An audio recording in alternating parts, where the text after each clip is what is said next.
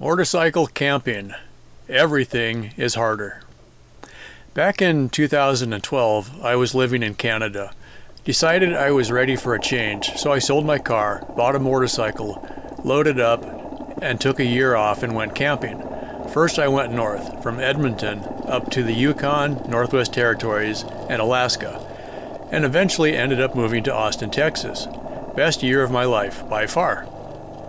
There were some things I seemed like I was purposely doing things the hardest way possible. But I had my reasons, and it's very likely your reasons would be different. I am a photographer. I have been doing photos and videos for people's weddings for about 10 years. That was my main source of income. So when I decided to sell my car, jump on the motorcycle, and go on an epic adventure, you can bet I planned on getting some really nice pictures. Some people may argue, but in my experience, 10 years as a wedding photographer, taking pictures on a cell phone might be handy or cute, but is not a proper way to get a good picture. So part of what I spent my money on when I sold the car was some really nice camera gear. I looked at what the best camera was, and then I picked up an older version of that. If you shop at Walmart or Costco, this camera wouldn't even be available there. You'd have to go to a good camera store, maybe not even the one at the mall. But yeah, I didn't get the new one. That would have cost about $5,000 for the camera body, and then you get the lenses for that. By getting an older one, I got a really good, solid, nearly indestructible camera, perfect for motorcycle adventure. At the moment, I can't even remember the exact model, but it was a Canon 1D. But I don't remember which version. They keep making a new 1D model, but the 1D is always their top of the line. Anyway, I spent a more reasonable amount on the camera and got something better than the average pictures from it. When you're planning to shoot a lot of pictures and also video, you'll run out of memory cards eventually, so I also needed a laptop. And I did the same thing again. I picked something that was really good and very tough, the Panasonic Toughbook. Again, it's overkill until you expect it to work in the wild. Since they cost more than the motorcycle did, again, I bought a used one and then put in an SSD drive so it would survive the bumps. It worked great. I used that to copy all the photos and videos from the camera to external hard drives. I had also wired a USB charger at the front of the bike. The GPS and the little video camera on the handlebars were powered from USB, so that kept things running for a while, at least until the cable started breaking and the connectors wore out from the vibration. The first half of the trip I got a lot of video. The second half, not as much. The camera cables were all worn out by then. When you look at the motorcycle, it's overloaded. Way overloaded.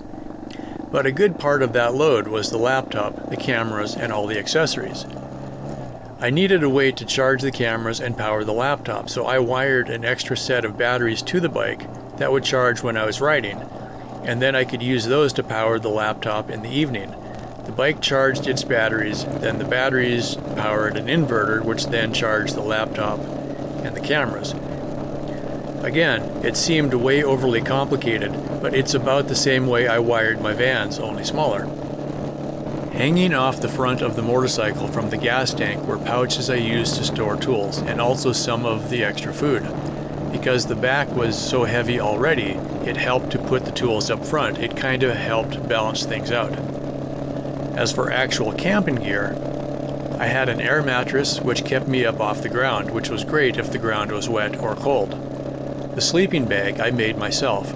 I found some really cool space-age insulation material, and the outer shell of the sleeping bag was a very heavy-duty denier material, very tear-resistant. The tent is a military surplus tent, also very tear-resistant. I've heard stories of campers, especially backpackers or motorcycle campers, who had their tent just shred in a windstorm. I didn't want to pack so heavy, but I definitely didn't want my tent to catch the wind and fall apart. I had originally packed a camp stove, and I wish I had kept that. There were a few nights I just could not get a campfire started. It would have been nice to warm up something to drink before I went to bed. The funny thing was, 2 or 3 days into the trip, I found a few cans of butane for the stove in one of the bags I had repacked at least twice. So I had butane, but no stove to burn it in. Because I was packed so heavy and didn't have a stove, I ended up eating a lot of tuna from a can, or chili from a can, or sometimes soup from a can. Often, breakfast was a Snickers bar, or sometimes a payday. I was stopping for gas 2 or 3 times a day, so I'd just get some snacks and fill my pockets up. Then whenever I stopped to get pictures, I'd eat something like trail mix. I ended up stopping a lot for pictures. It was almost frustrating. Okay, pull over. Try to balance the bike so it wouldn't tip over. Take the helmet and gloves off. Grab the camera. Get lots of pictures. Kind of stretch and relax a minute. Okay, put it all back on. Jump on the bike. Get rolling. 2 minutes later, oh my god, more wonderful scenery. Rough duty. That's why I actually prefer to travel alone. All that stopping would probably be annoying to most people, but to me the whole purpose of the trip was to get some really good pictures. I'm going to dedicate a whole video to just the pictures, so be sure to subscribe if you don't miss out already. The biggest thing I wanted to mention though, on this video, specifically about motorcycle camping. When I started doing these videos again, I went back and looked at all the footage from 2012, and I started getting excited because I've got another motorcycle just like that one. And I thought, man, wouldn't it be cool to go off on another trip? The idea of motorcycle camping was that I got about 25 to 35 miles per gallon, as opposed to the motorhome that I had got about 12 miles to the gallon. I've had vans that got 12 or 7 or 20. The school bus I have got 4 miles to the gallon. So the motorcycle, you could actually afford to drive it. The other cool thing about the motorcycle was there's some of the clips on this video you're going to see. I was able to go just down any chicken path I saw and go exploring. Where if you were in a van or a motorhome, you definitely wouldn't want to go down some of those roads. You'd get stuck or fall in a hole or whatever. The problem with motorcycle camping though, I would spend sometimes an hour or 2 in the morning getting everything back on the motorcycle. You'd have to completely unload the motorcycle in the dark, set up camp, try to find everything, and then very, very carefully the next morning repack everything back into various duffel bags and strap it all on the motorcycle so that it would all ride okay. If I was going to do another trip like that again, as much fun as the motorcycle was, it was just a giant pain in the butt to constantly have to unload and reload everything. I think maybe a really good compromise would be do van life camping and tow the motorcycle behind. So then you could park in one spot and do day trips on the motorcycle and come back to the van at night. And the more I think about it, I was in my 40s when I did this trip. I'm in my 50s now. I think at the end of a long day of driving, it would be really nice to just park, crawl in the back, and go to sleep, instead of setting up camp every day. You know, so if you had a motorhome or a van or a camp trailer, I think it would just be a whole lot better. Although looking back, yeah, that was the best year of my life on that motorcycle. That was the best thing ever. I literally quit work and sold my car, got rid of my apartment, got rid of most of my stuff, and just hit the road. And it was about a year later when I got my next job, and I'd moved from Edmonton down to Austin. Yeah, you can't beat memories like that. So if that's something that you're interested in, be sure to subscribe. There's more of these kinds of videos coming. And also about 4 years ago, I think it was now, I edited all of the footage from this trip. So there's a lot of it is just driving down the highway, which is just some gorgeous footage. You know, this covered Alberta, British Columbia, Yukon, Northwest Territories, and Alaska. If you're interested in that, look for videos with the GreenDragon title. That's what that was all about. There's a whole bunch of those. They're more uncut, raw footage. All right, that's it for now. Thanks for watching, and stay tuned for more. Okay, here we are at our campsite in Yukon. Campsite is Rock River. It's about the last I think it's the last Yukon campsite on the Dempster Highway. So, what we're doing now, got most of the stuff off the bike. I'll take a little bit more off. I'm doing some troubleshooting on the power system. I just used the meter to check my front point up here. And we got over 13 volts, so we definitely got power coming from the bike to here. These cables are looking kind of worn out inside, which would be reasonable for all the vibration they've been having. So that's one possibility. The cable itself failed, or the little adapter failed. So what I'm going to do, I'm going to grab another cable, plug it into one of those, and see if that thing is still working. Of course, to do anything, we have to get all the tools out where you can see them. It's also going to let me redistribute the load, because right now all of the food that's left is inside this ammo can down here. So I'm going to take those off and also rebalance the closed bags, and then we'll be off and running. So let's see, it's about 9:35 now, and off we go. Okay, today is 30 August 2012. Just going to do an update again, a little bit overlap again here, but that's alright. So what I've got, this is all my gear on the table. So jacket, body armor, pants, empty bag, camera, cigarette lighter adapter, magic heat, which I haven't used, but I think I'll use some this morning. It's a little portable stove. It's kind of like Bunsen, or whatchamacallit. Oh crap, now I'll think of it later. Anyway, but apparently it's different. Spare batteries. This is the plate I use when I'm parking. Haven't needed it as much lately because I still need the stick to park.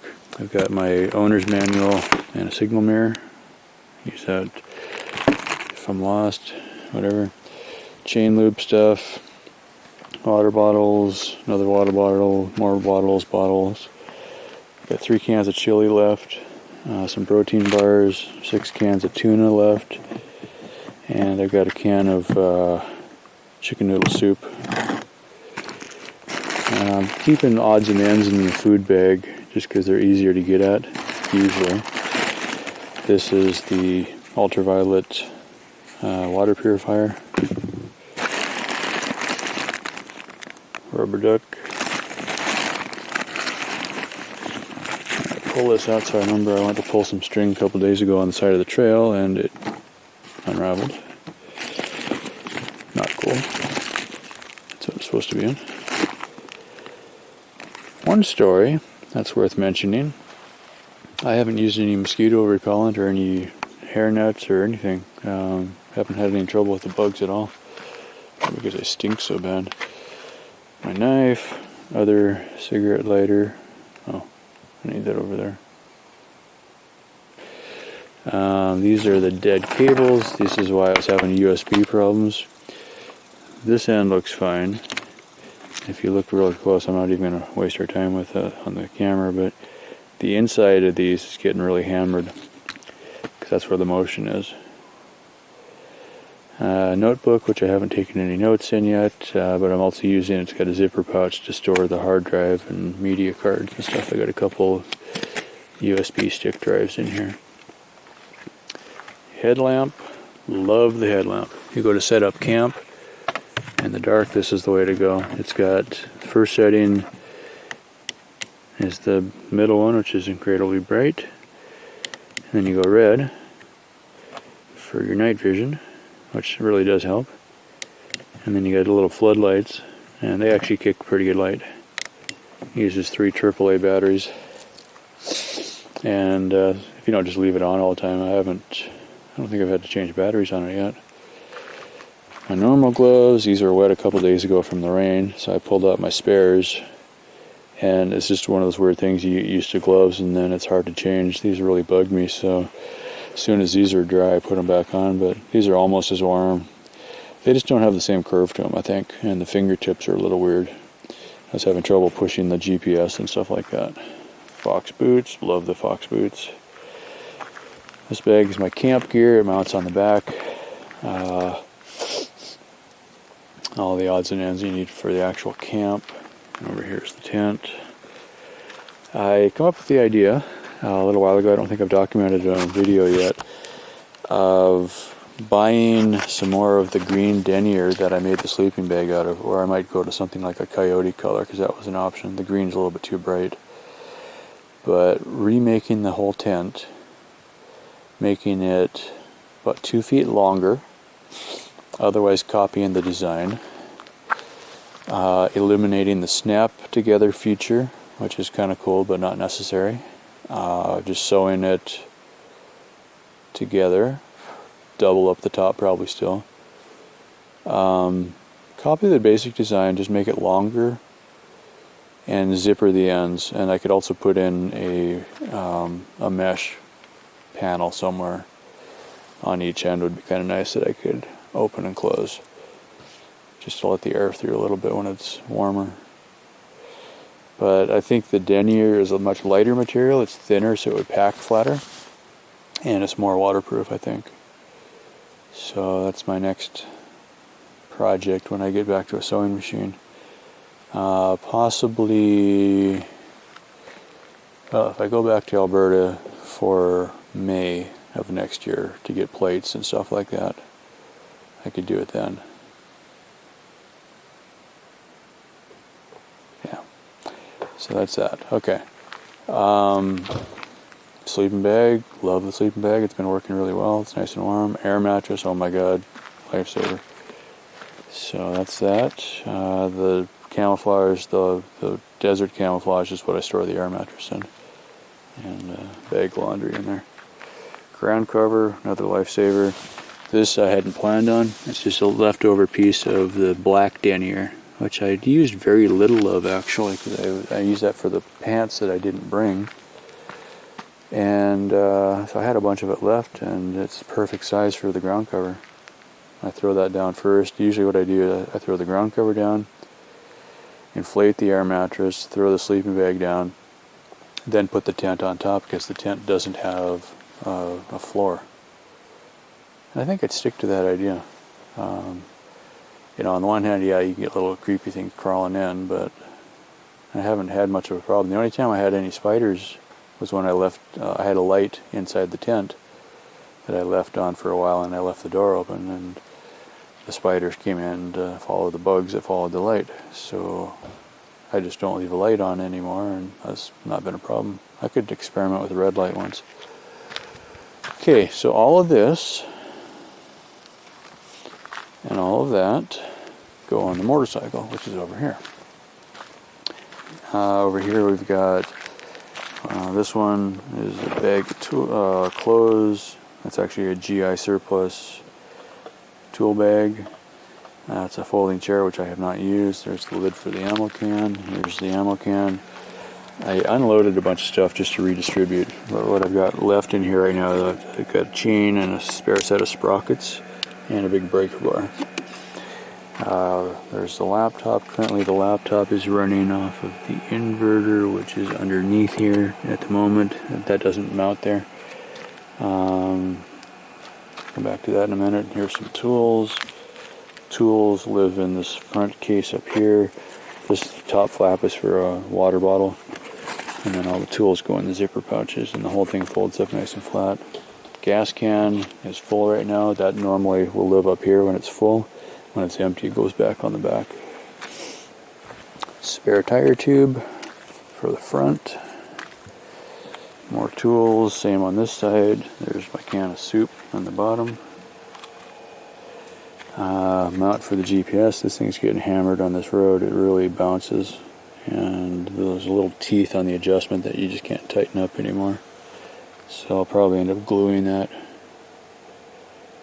Kind of hate to do that because then it'll snap when it breaks. There's the camera, which is now charging. Yay. The cables that were back there, I figured out were the problem. So the way this is set up, this comes from the main battery assembly in the back. I've got an array of batteries back there. And then this goes to, this was part of an adapter that had cigarette lighter and USB, and I took it apart and just kept the USB parts. And so I got 2 USB ports there, and right now I'm charging the phone, which is here. That doesn't sit there usually, and the camera. And the keychain I got from Princess Auto, solar, kind of cool.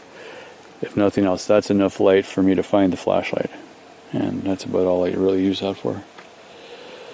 So the back box is where I keep the cameras and the computer stuff.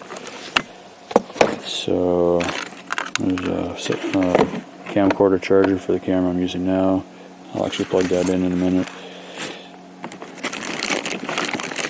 I'm wondering why this one, I haven't really used it much, but it's really bright.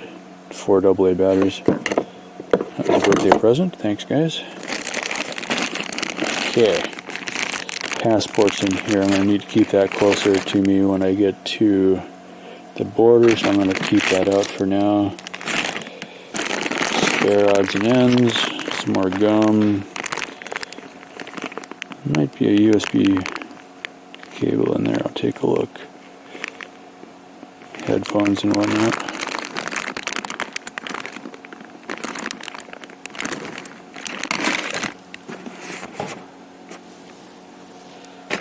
Good, okay, and a flash for my camera. And that's about it for that. But that's a lot of stuff for one little motorcycle. And if I was smart, I'd cut some more, but which one do you leave, right? Okay, back to work. I'm going to put the cigarette lighter adapters on now. So that's it for now.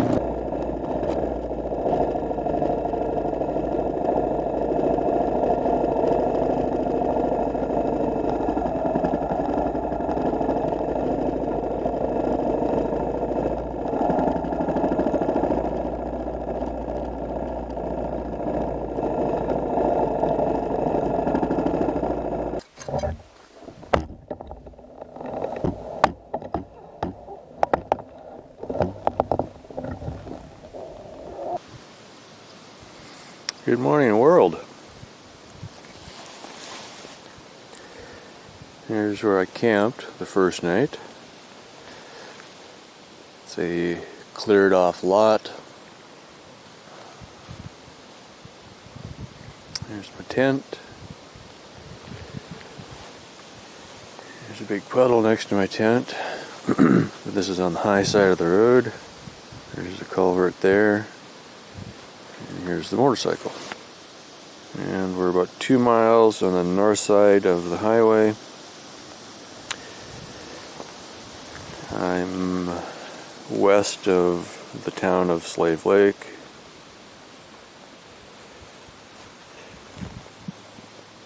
Visible through the trees, that is Slave Lake. It's almost dark when I stopped. I had still had my dark visor on the helmet, didn't really want to change it and then ride for half an hour and then stop anyway because I was getting pretty close to stopping. So anyway, bike seems to be doing well, except for the windscreen. Leaving the farm on the gravel road, I didn't even make it to the highway, and one of the screws fell out of the windscreen. And then the middle screw around it has been broken since I bought the bike. And so it's just hanging by the right-hand screw. So that was all of day one with the windscreen flapping. And I was having trouble. I could never park the bike because it kept wanting to tip over. And so I didn't want to dig around because my tools are in these side pods on the front, on the black ones. And so I stopped for gas at Slave Lake and was eating a can of chili with one hand on the bike so it wouldn't tip over because I could never quite get it to park right. Some guys came along and were asking me about the bike and everything. And the one guy sees that I'm holding the bike up, and so he runs back in his truck and he finds me a scrap of wood. And he had a cordless saw with him and he cuts it to length. And so I had wedged it under the seat a little bit and kick it down on the ground, and it's just perfect. So yay for that. But the guys were both interested in the KLR 650. They're on the forums. And the funniest thing, I happened to mention where I bought it. Okay. And the guy starts laughing because I said, well, I bought it, in January of this year, picked it up in April. They, at least one of them, actually looked at this bike because they're from Edmonton and they're up here working or something like that. So I just had to laugh. I was like, what are the odds of the two guys that came to talk to me, the first guys I talked to on the trip,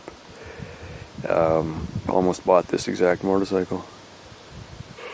Well, there we go. Too much backlighting.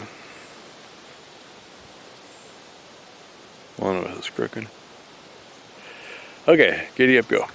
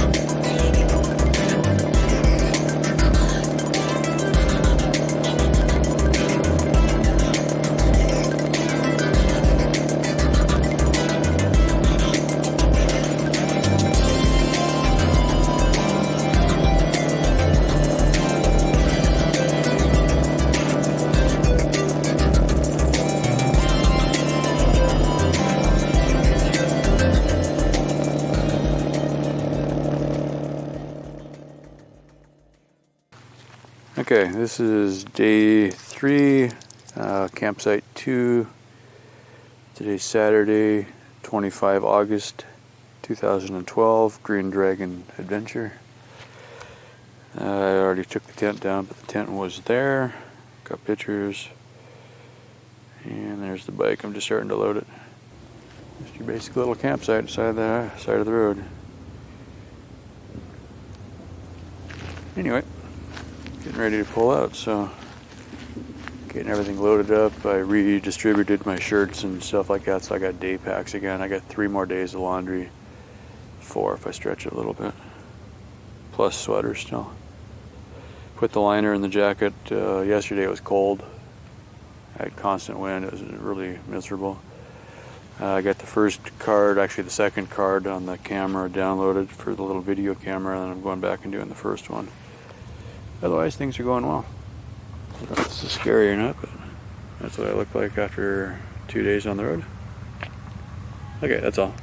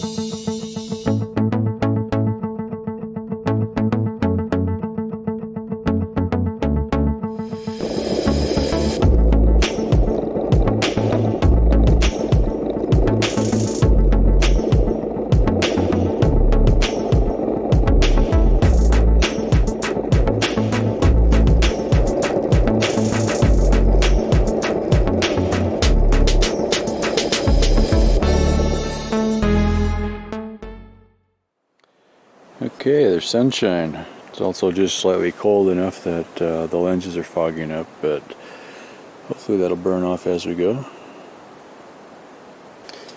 This is Sunday morning, 26 August 2012.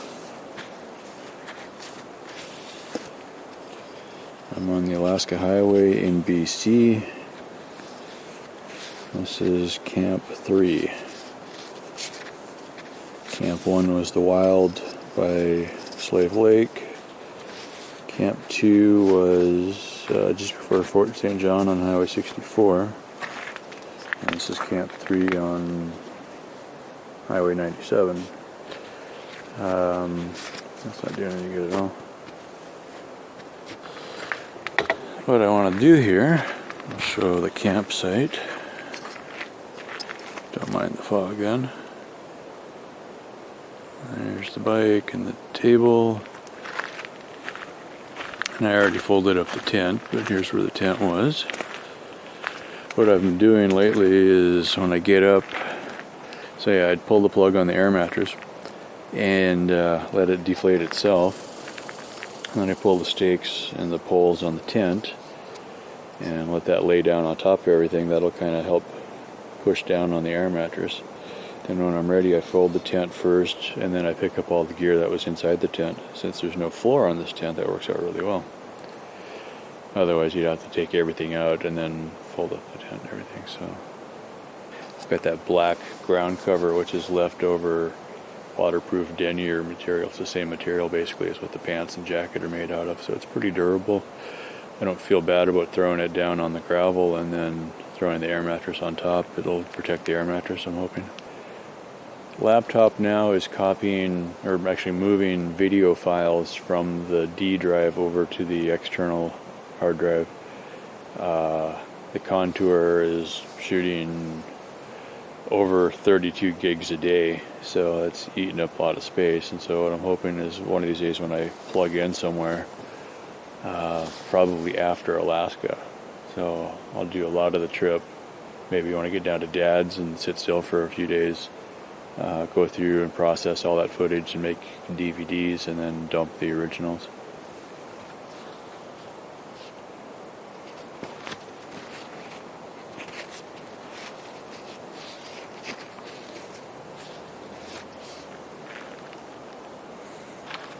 Oh yeah, and it's less than 50 degrees this morning too, so that's why I'm wearing the hat. So I'm actually wearing that a lot in the morning. I decided I'm not going to need this very much, so I'm going to throw it away. Shower would be nice, but for this to work I have to set up camp early enough that the sun will still shine on it and get it warm. Most of the campsites I've been to got so much trees you'd never get the sun. It doesn't take up very much space, but it's just kind of annoying every time I see it, so I saved one at home, back on the farm, so a couple things like that I'm just going to get rid of.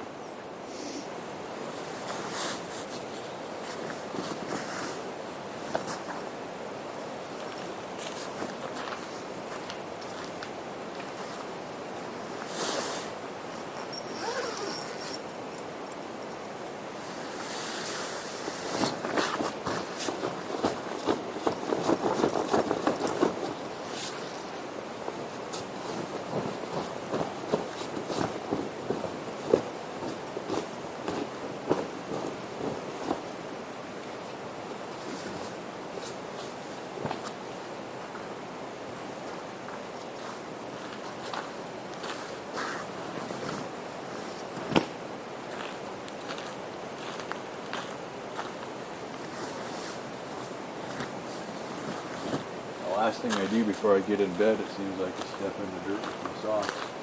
Keep getting dirt in the bag.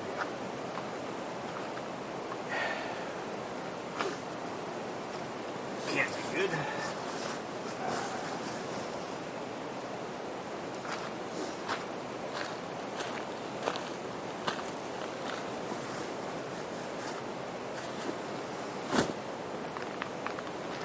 It's going to be painful when I start thinking about all the things that I didn't bring that were on the last day. I had to cut And it seems like I cut about half the stuff, but I didn't. But I cut a lot of stuff the last day. And I'm glad I did. So I'm still overloaded and I feel myself bottoming on some of the bumps and I haven't got to the rough stuff yet.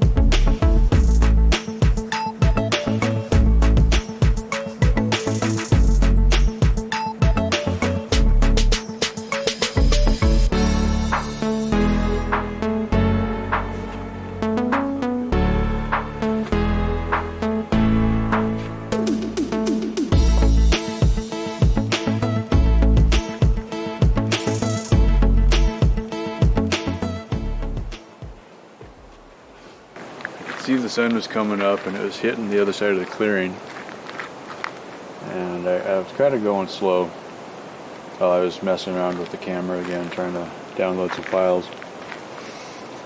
But I was kind of waiting for the sun to come and warm me up, and it it never really got warm. So I was like, well, I'm not going to wait for that anymore. By the time I put the suit on, I'll be plenty warm. Yeah, you really can't see much on here.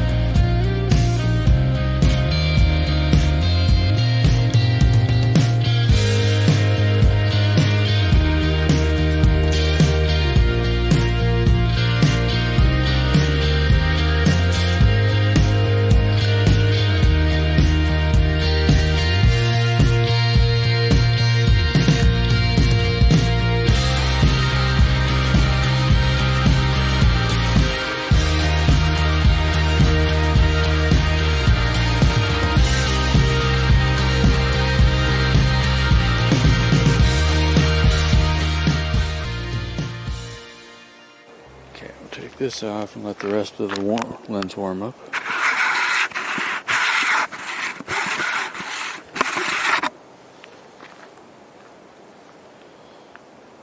That's where the fog is. It's not real good looking either.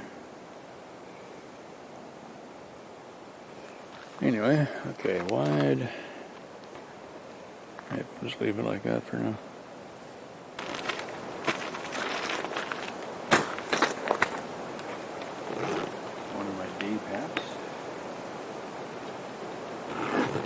Packed to close, I had come up with the idea. One t-shirt, one pair of socks, one pair of underwear, all in the same bag. It's easier. If I do happen to get rained on, if I'm getting dressed when it's raining, I can pull one out and everything else stays dry still because everything else is also in a bag. So I only get one day's worth of wet, and I could pull this in the tent and probably stay fairly dry. That'll be cool.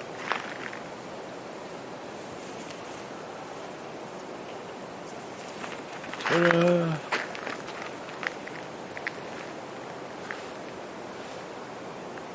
Yeah, that should be better. All we got left, that's all the riding gear. So that'll get put on. I'm going to fold that up next. And then it'll be going on the bike. I'll take a short bathroom break here in a little bit since we got camp potties. And then we'll be ready for the road. Yay.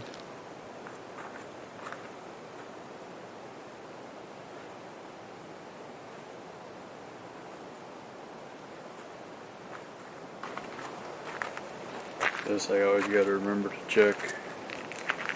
This is the contour camera. It's what mounts on the handlebars. It's really tiny. But I'm always getting bugs on the front of the lens. So every now and then when I think about it, I just turn it a little bit so I can see it from where I'm at. Bump off the bugs. Pretty cool though, it's got a 170 degree wide angle lens. So it sees speedometer, it sees almost my hand next to it. So anything that goes beside me, now I think, actually I should check that, now that the windshield is gone, it probably sees more than I realized. Yeah, because it's almost at the same level as where the windshield was. Cool.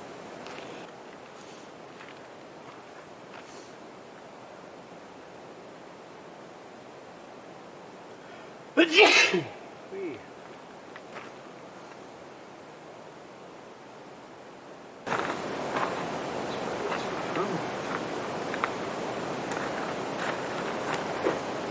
always hate that attacking, thinking I got things are going well, and then I find another pile. It's been the story of this trip. Oh yeah, I got lots of room. Things are going good. Oh, there's 14 more things that have to go.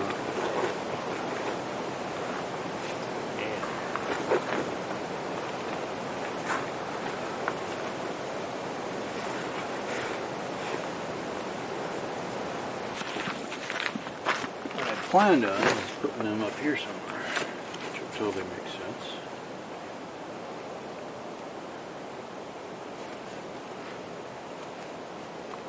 Little loopy things.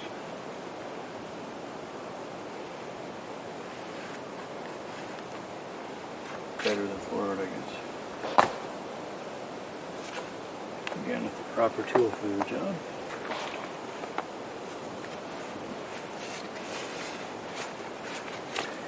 A lot of little nickel and dime stuff like this that well, I can spend time at home finishing it, or I can get on the road. Not. Flaps early pant. Just go more down to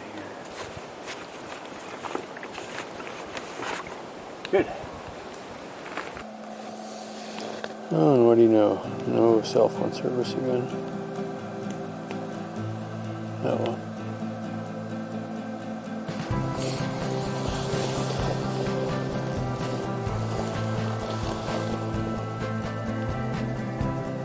I gotta find cell phone service and send off a message so they don't freak out and send search and rescue after me.